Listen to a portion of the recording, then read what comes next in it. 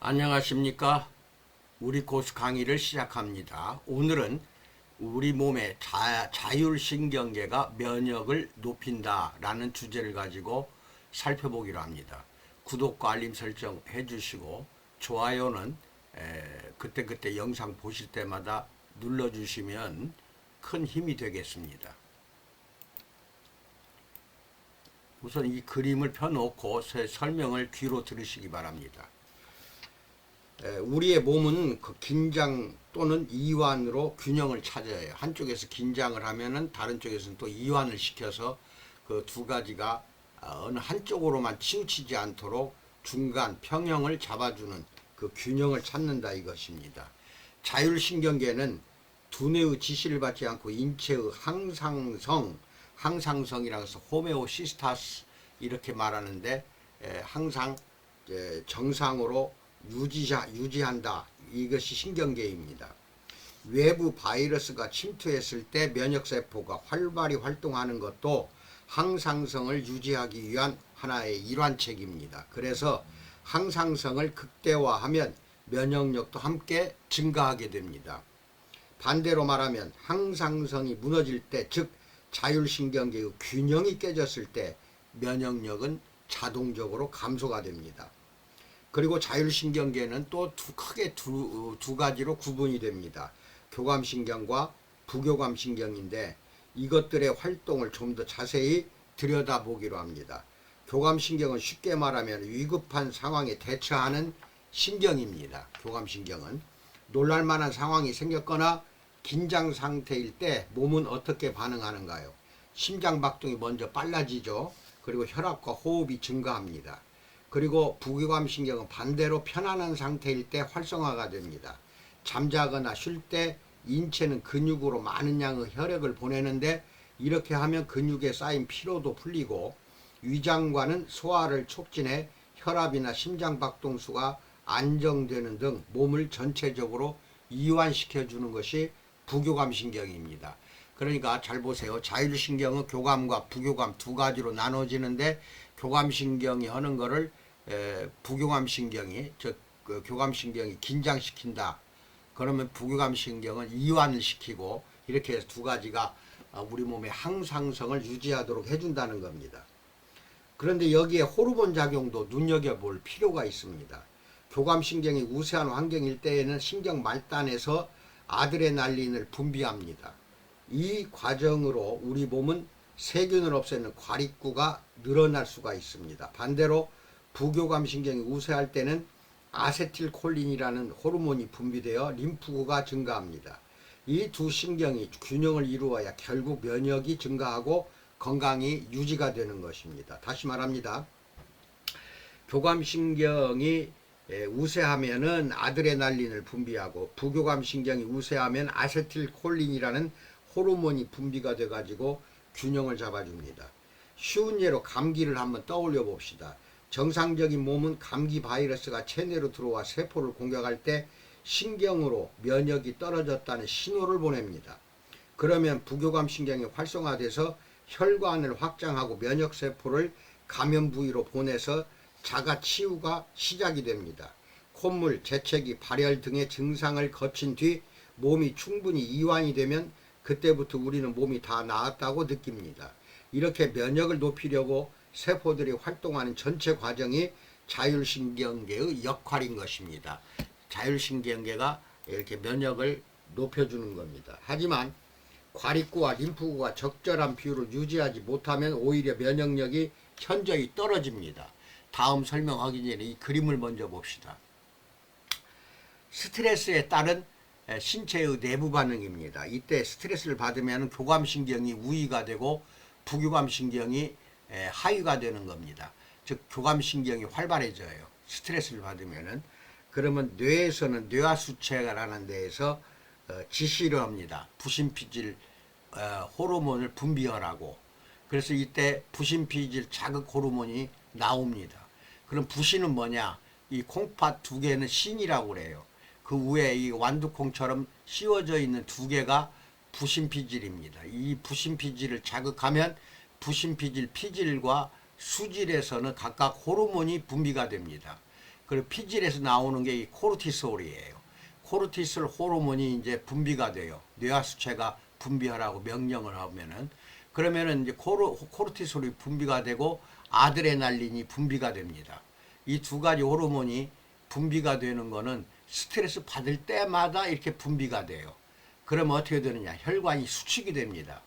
이런 문제가 커지겠죠. 혈관이 이게 넓혀져 있어야 되는데 갑자기 이제 수축이 돼요. 스트레스만 받기만 하면은. 그래서 그 글리코겐이 포도당으로 저장이 되고, 그 다음에 혈압이 상승이 되고, 땀 분비가 촉진이 되고, 그 다음에 허파가 이완이 되고, 심장박동이 촉진이 되고, 동공이 막 커져요. 그 다음에 소화액이 분비가 억제가 됩니다. 이게 신경을 쓴다. 보통 스트레스 받으면 우리가 신경 쓰는 일이 많다고 이야기하죠. 그때마다 소화액이 분비가 억제가 되기 때문에 소화도 잘 안 되고 항상 더부룩해지잖아요. 그게 이제 교감신경이 우위가 되면 그래요. 그래서 과립구가 증가하고 부교감신경이 우위가 되면은 림프구가 증가한다는 것도 알고 계시기 바랍니다. 이러한 아주 안 좋은 작용이 나타나게 돼요. 이게 스트레스가 금방 해결이 되고 해소가 되면은 이제는 부교감신경이 우위가 돼서 이렇게 여러 가지 소화액이 분비가 되고 동공이 축소가 되고 심장 박동도 촉진이 아니라 이완이 되고, 허파가 이완이 아니라 이제 활동을 잘하게 되고, 땀 분비가 잘 안 되고, 혈압이 낮춰지고, 글리코겐이 포도당으로 저장되는 것도 이제 막아줍니다. 이게 정반대로 가는 게 이제 부교감신경이에요.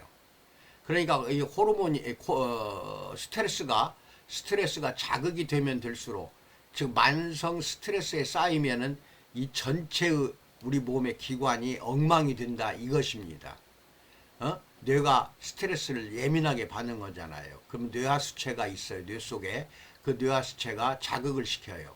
부신피질 호르몬을 자극해서 분비하게 만드는 게 코르티솔하고 그 다음에 아드레날린입니다. 이것이 분비가 되면은 결국 혈관도 수축이 되고, 혈관이 수축이 되면 충분히 혈액이 기관에 공급이 안 돼요. 공급이 안 되니까 이렇게 여러 가지 부작용이 나타난다.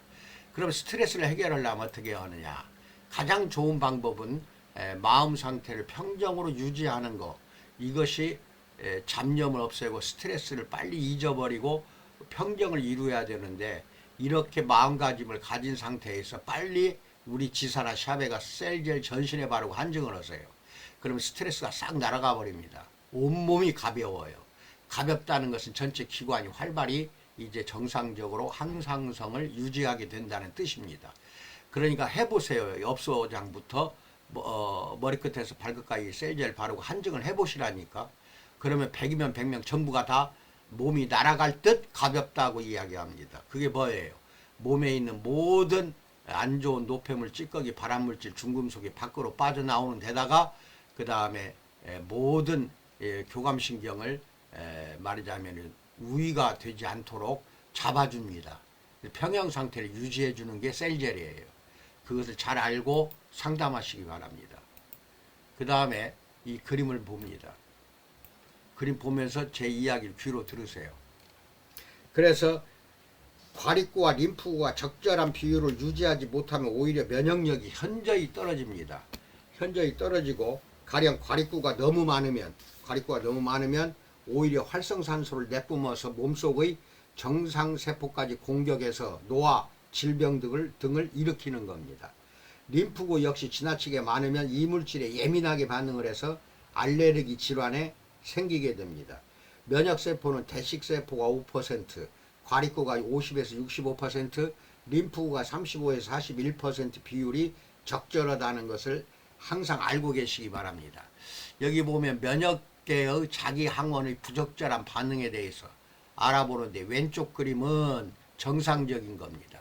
그래서 정상적으로 활동하면은 이 정상적인 세포에 말하자면은 항원이 들어와도, 감염이 되더라도 다 막아냅니다. 이 면역세포가. 그런데 비정상일 때 항원이 들어오면은, 이게 항원이 이제 감염이 되면 이제 항원체라고 그래요. 감염의 그 바이러스나 박테리아가 항원이 됩니다. 항원이 되면은 여기에서 항체가 형성이 돼요. 항체가 형성이 되는데 이게 너무 과도하게 형성이 되면은 내 세포를 공격하는 겁니다. 내 세포를 공격하는 것을 자가 면역 질환이라고 그래요. 그래서 류마티스 관절염, 기관지 천식, 원형 탈모증, 그 다음에 그 류마티스 내가 이야기했나요? 이런 모든 것들이 다 자가 면역 질환에 해당이 됩니다. 그러니까 이 너무 과하면은 그렇게 된다. 그럼 스트레스가 많이 장기간에 누적이 되면 풀어주지 못하면은 자가 면역 질환에 걸리기가 딱 좋다. 조심해야 됩니다. 그 다음에 이 그림은 이제 잘 안 보이면은 밴드에 가서 이 자료를 찾아보세요.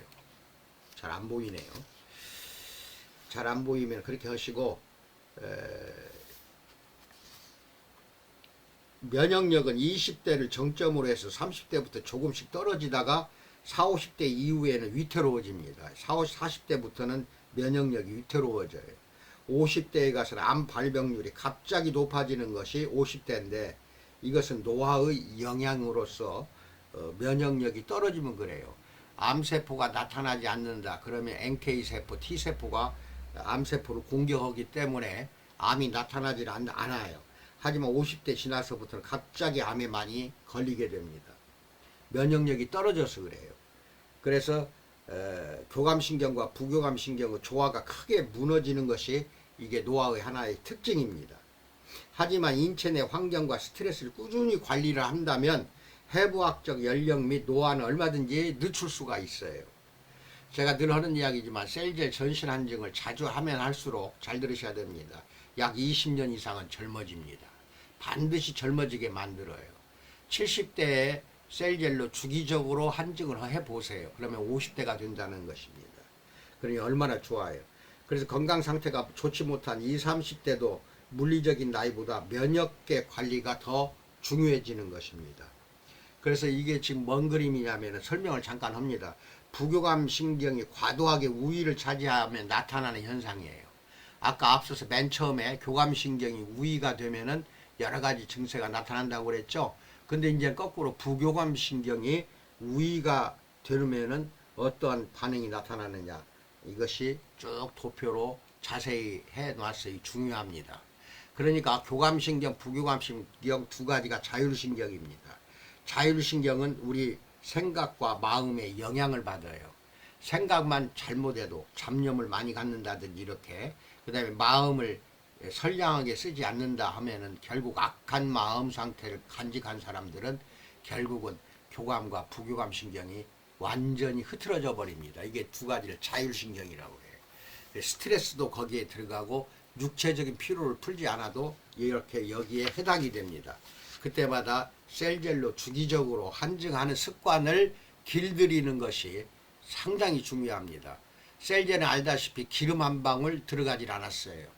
그러니 끈적거리는 거는 과도하게 좀 농도를 높여놓은 것이에요. 농도가 높아졌다는 거는 흡수를 잘 하도록 그렇게 하기 위해서 진하게 만들고 끈적거립니다.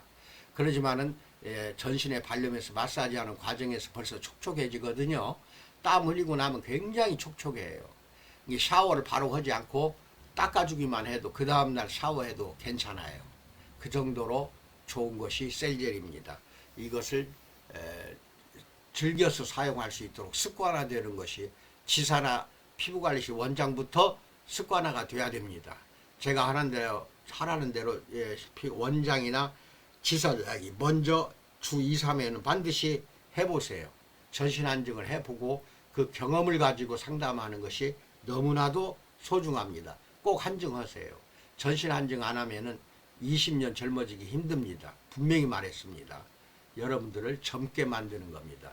젊게 만드는 거는 건강하게 만든다는 뜻이에요. 예를 들어 70세에 치매가 시작이 됐다고 합시다. 하지만 그때 시작된 게 아니에요. 노년층에 있는 어머니 아버지가 치매에 걸렸다. 그런데 70이다 나이가. 그런데 20년에서 30년 전에 이미 치매는 시작이 된 겁니다. 그러면 40대나 50대에 치매 걸린 사람이 70대 이후에 나타나는 겁니다. 그러면 40, 50대부터 셀젤로 계속 관리를 했다면은 치매는 적어도 예방이 돼요. 얼마나 중요한 겁니까?